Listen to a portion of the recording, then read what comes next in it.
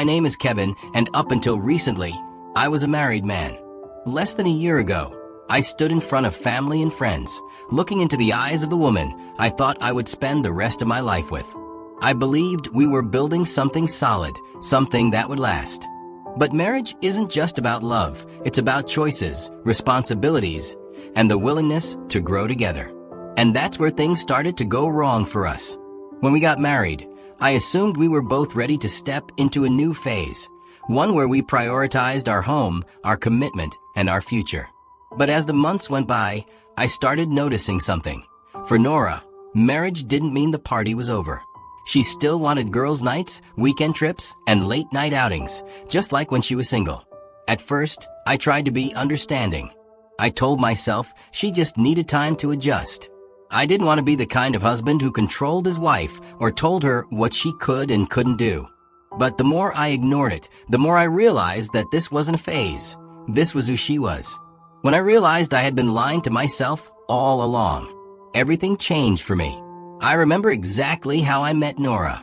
It was a Friday night, and I had just wrapped up one of those days at work that made you question why you even bother.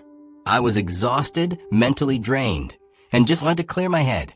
So, instead of heading straight home, I decided to stop by a nightclub because I needed a drink and some background noise to drown out my thoughts. The place was buzzing with energy, loud music, flashing lights, people dancing without a care in the world. But in the middle of all that chaos, I noticed her. She was sitting alone at the bar, stirring her drink absent-mindedly, looking like someone who had a lot on her mind. She was beautiful, undeniably so. But what really caught my attention wasn't just her looks. It was the way she seemed detached from everything around her. I wasn't planning to start a conversation, but something about her expression made me pause. So, I leaned in and said some random joke. I can't remember exactly what it was, but it worked. She looked up at me, and for the first time that night, she smiled. That's how it started. One joke turned into a conversation, and before I knew it, we were talking like two old friends. We talked about everything, work, life, and how sometimes you find yourself in places you don't really want to be. She told me she had come out with friends, but ended up alone when they got caught up in their own fun. She didn't seem eager to leave, though, and I didn't mind keeping her company. By the time the night was over, we had exchanged numbers. But that was it. I didn't even think much of it at the time. It was just a good conversation with someone who, for whatever reason, felt like talking. Over the next few months, we stayed in touch casually. A text here, a quick call there. Nothing too deep, just light conversations. Then one evening, I invited her over to my place. Just a casual hangout. But that's when things started shifting. One visit turned into another, and before we knew it, we were seeing each other regularly. It wasn't a love at first sight kind of thing, but we did get into a relationship. At first, everything seemed fine. But one thing I noticed early on was how much she loved being around people. She always knew someone who was hosting a party, planning a trip, or organizing a social gathering. She was a social butterfly, the kind of person who thrived on being in the mix. It was exciting at first.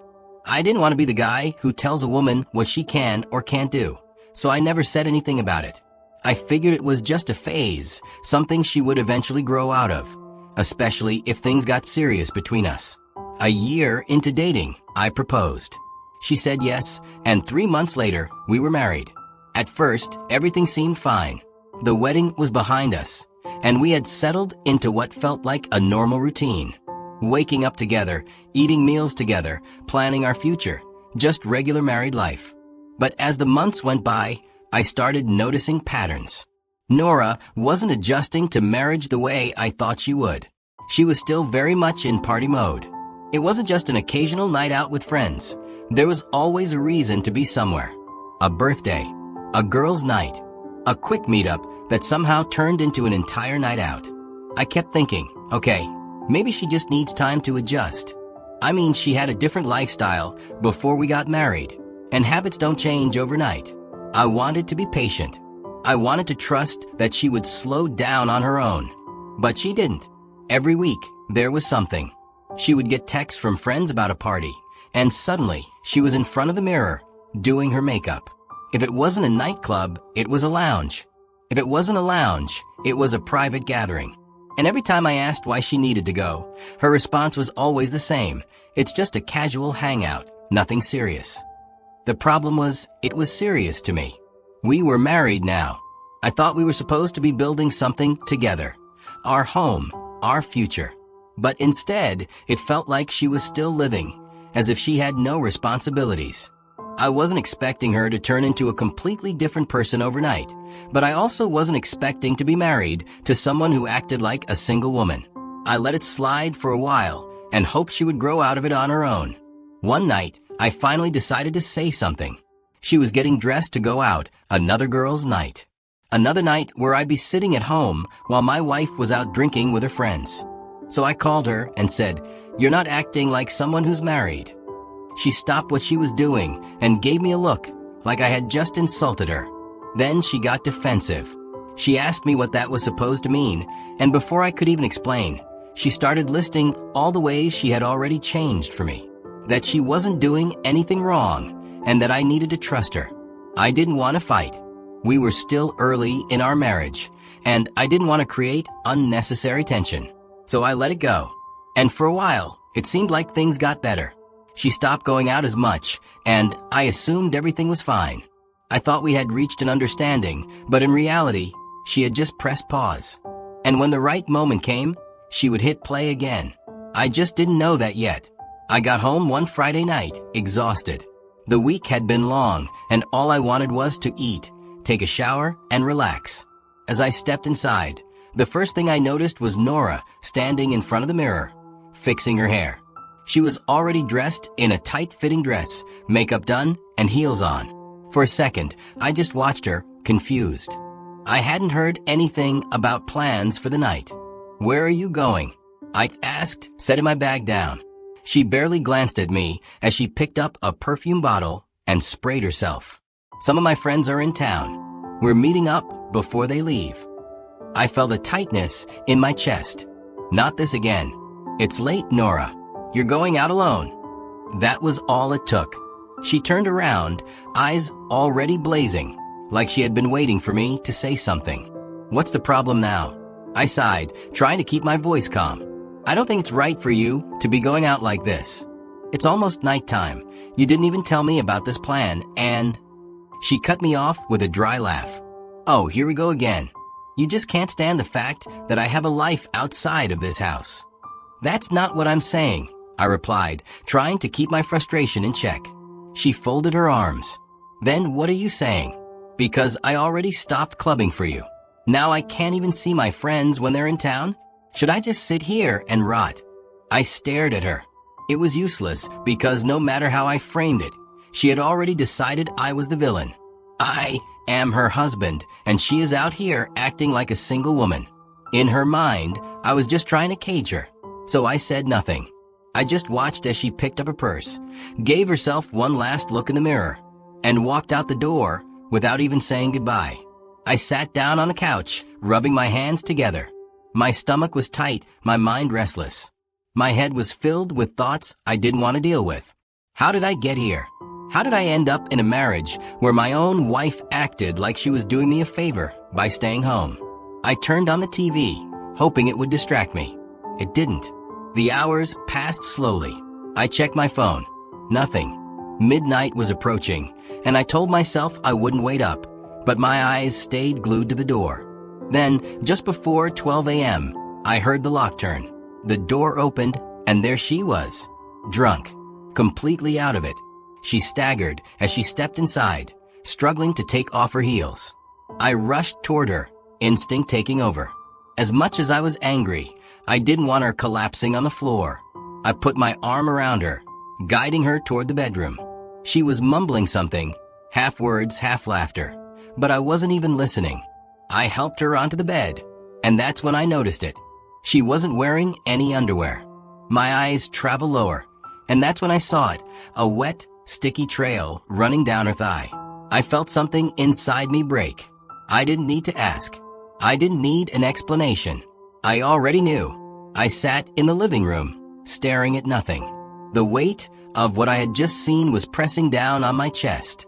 Even if I wake her up and demand answers, she would still lie, twist the story, and somehow make me feel like I was the problem. I had seen enough of her defensiveness in the past to know how this conversation would go. She'd deny, deflect, and somehow turn this around on me. And honestly, I was too exhausted to fight. For an hour, I sat there, running through every option in my head. Do I confront her? What good would that do? Do I wait until morning and talk things out? But then what? How do you talk things out when the trust is already dead? Do I pretend I didn't see what I saw? No, that wasn't an option. The marriage had already been fragile, hanging by a thread, and tonight was the final cut. There was no fixing this. I had my answer. At exactly 5 a.m., I made my decision. I wasn't going to waste another second in a marriage that was already over. I got up, went to the bedroom, and quietly grabbed a small bag. I didn't take much, just some clothes, my wallet, my car keys, and my phone. I didn't leave a note. I didn't wake her up. There was no need for explanations. She knew. I got into my car, started the engine, and pulled out of the driveway without looking back. I didn't have a plan beyond this moment, but I knew one thing: I wasn't staying. I drove straight to my parents' house in another state. Later, I woke up to the sound of my phone vibrating against the nightstand in my old bedroom at my parents' house. I had barely slept. The screen lit up with Nora's name. I checked the time. It was 10 a.m. That's probably when she woke up, or that's when she finally realized I was gone. The calls kept coming, one after the other. I stared at the screen, letting it ring, waiting to see if she'd leave a message, and if she'd even acknowledge what she had done. But there was nothing. By the 7th or 8th call, I picked up. I didn't say hello. I didn't ask why she was calling. I didn't give her the chance to make this into something it wasn't. Our marriage is over. That was all I said. She went silent for a second. Then came the fake shock. What? Kevin, what are you talking about? She tried every trick in the book. First, she accused me of overreacting. Kevin, I don't know what you think happened, but you're blowing this way out of proportion. Then, she flipped around, making it about control. This is what you wanted, isn't it? You never wanted me to have my own life. You just wanted an excuse to leave. And then came the guilt trip. So that's it? You're not even going to try? You're just going to throw our marriage away over one night. That's when it hit me. She genuinely didn't believe she had done anything wrong. That was the moment I realized the depth of my mistake. I had married someone who never saw marriage the same way I did. All right, let's talk about what I learned from this whole mess.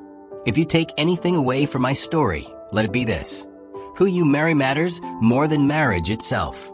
I used to think that once you got married, everything would fall into place. That as long as you loved each other, you'd figure things out along the way. But that's not true. Marriage is just a title. It doesn't magically fix problems or change people. If you marry someone who isn't ready to be a spouse, you're just signing up for pain. And trust me, I learned that the hard way. Another big lesson? Marriage doesn't change people, commitment does. If someone wasn't serious about settling down before marriage, they wouldn't suddenly become serious after. I thought Nora would naturally slow down on partying and adjust to being a wife. I assumed she would change because marriage requires change. But people don't change just because you put a ring on their finger. They only change when they want to. And if they don't want to, there's nothing you can do about it. And then there's this: love is not enough. We're told that love conquers all, and that as long as two people love each other, they can make it work. That's a lie. Love alone doesn't make a good marriage. Compatibility, values, and lifestyle choices do. You can love someone and still be completely wrong for each other. I loved Nora, but our lifestyles didn't match. Our views on marriage didn't align. She wanted freedom, and I wanted stability. And when two people want completely different things, love won't save the relationship. Another lesson that I wish I had taken seriously: never ignore red flags, no matter how small. They always lead to something bigger. I saw signs early on: her love for nightlife, her need to always be at parties, her unwillingness to slow down even after we got serious. But I ignored them. I told myself it wasn't a big deal. I convinced myself she would grow out of it. But red flags don't disappear. They just become harder to ignore until they explode in your face. And finally, this is the most important thing I've learned. When someone shows you who they are, believe them. Don't waste time trying to change them. Don't make excuses. Don't convince yourself that they'll become what you want them to be. If a person's actions don't match what you need in a partner, don't stay hoping they'll eventually get it right.